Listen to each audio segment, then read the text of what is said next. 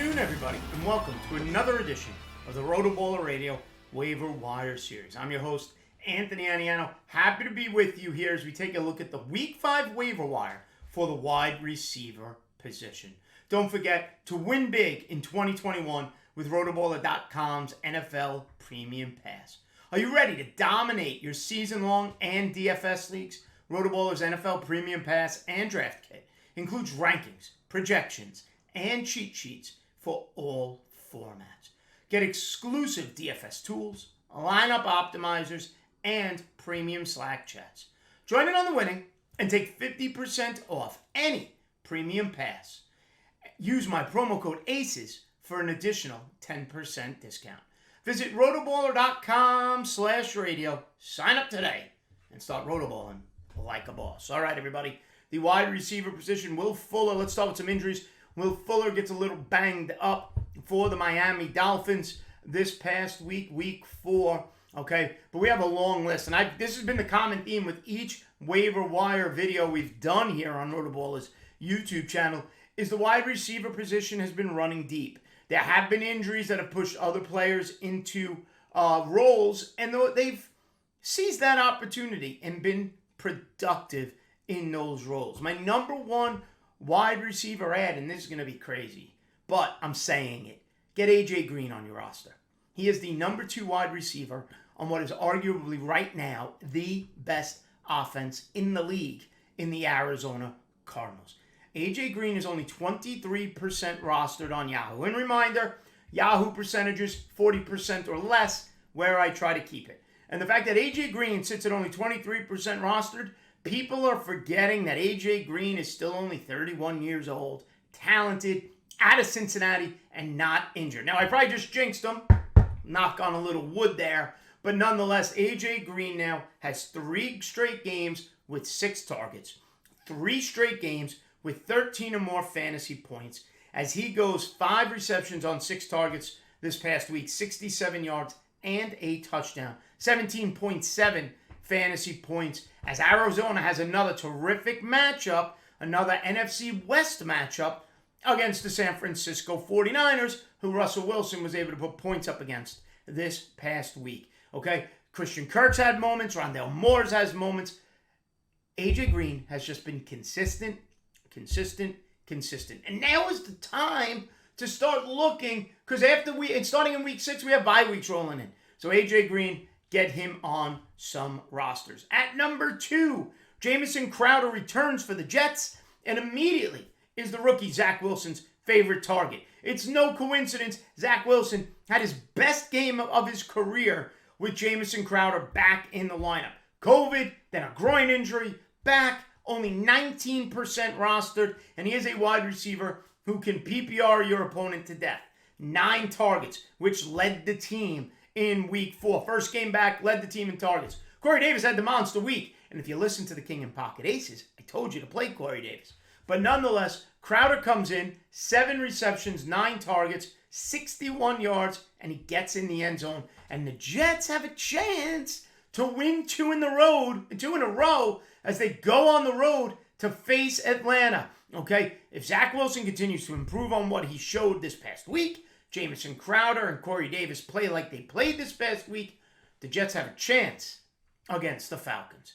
Number 3, Darnell Mooney, who was Justin Fields' favorite target this past week, week 4, in their victory over the Detroit Lions. Darnell Mooney only 38% rostered, 26 targets through 4 games this season. He led the team in targets this past week with 7, 5 catches, 125 yards. It's 18.5 PPR points in a game against the Vegas Raiders where the Bears will have to put up points.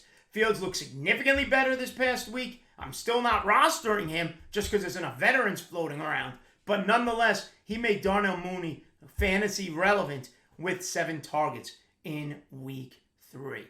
At number 4 at the wide receiver position, why is Devonta Parker continually being disrespected this fantasy season? It makes no sense to me. Okay, he is, folks, the Dolphins' number 1 receiver. Whether it was Tua, whether it's Brissett, it has not mattered. Devonta Parker has been the target monster of the Miami Dolphins. 32 targets through 4 games. He has not had a game with less than 7. He's had 2 games with 7, 2 games with 9. We'll call it 8 per game for Devontae Parker. This week, 9 targets, 4 for 77, and a touchdown. 17.7 fantasy points. Facing that dismal Tampa Bay secondary on the road in Tampa for Miami. Miami's playing terrible football. Okay, they're going to be forced to throw, forced to play from behind, and you can throw on this Tampa secondary. So Devontae Parker leads the team in targets, leads him again in week 4 in targets, and yet he's only 38% rostered. At number 5, this is going to sound crazy, but Kadarius Toney of the New York Giants, the rookie, the first-round pick, the guy who's already been called a bust before 5 games of his NFL career, forced into action, right? Admittedly so, with Darius Slayton and Sterling Shepard out with hamstring injuries. But in the Giants' victory against the Saints, he led the team with 9 targets. Daniel Jones looked to him often. Kenny Golladay had the big game, played well. Saquon had a big reception. But Kadarius Toney, only 3% rostered, is at least at this point now a roster consideration while those other Giant wide receivers are out with an injury. They did not draft him in the first round to have him rot at the end of the bench all season long. 6 receptions, 78 yards. I mentioned the 9 targets, 13.9 fantasy points on the road against the Dallas Cowboys, who allowed a big game to DJ Moore, okay, who Robbie Anderson finally was looked at often by Sam Darnold. So monitor the Giants wide receiver situation. I don't expect either of them to play, which means potentially more targets for Toney. At number 6, Randall Cobb of the Green Bay Packers. Marquez Valdez-Scantling on IR. Alan Lazard. Cobb becomes the number 2 target option for Aaron Rodgers with 7 targets this week, 5 receptions, 69 yards, and yes, 2 touchdowns from Aaron Rodgers, 23.9 fantasy points. Great matchup against that Cincinnati defense. In week 5, he's only 6% rostered. Again, a flex option going forward with Valdez-Scantling out of the mix. Number 7, I mentioned the Tennessee backfield in the running back video, but Josh Reynolds was the leading wide receiver target. If you wondered who was going to be Ryan Tannehill's wide receiver go-to with Julio Jones and A.J. Brown out, it was Josh Reynolds, the former Ram who Tennessee brought in over on free agency. He's literally a freebie, 0% rostered. And the game was nothing fancy, 6 for 59, didn't get in the end zone, 11.9 fantasy points next week against Minnesota. But he was second on the team in targets to the running back McNichols, first overall in targets of all wide receivers with 9. Okay, if those wide receivers are out, Josh Reynolds continues to be a go-to player for Ryan Tannehill. And finally, number 8, Khalif Raymond of the Detroit Lions, 1% rostered. I can't ignore a player who gets 2 touchdowns, even though it was kind of after the game was over for Detroit against the Chicago Bears. Okay, Quintez Cephas still had a decent game. Detroit was playing from behind and just picking up garbage time points. But Khalif Raymond, over his last 2 games now, 16 targets, 9 receptions, 114 yards, and the 2 touchdowns he had last week. Give me 8 targets a game. It's something at the very least to pay a little bit of attention to, okay, as they get ready for next week. All right, everybody?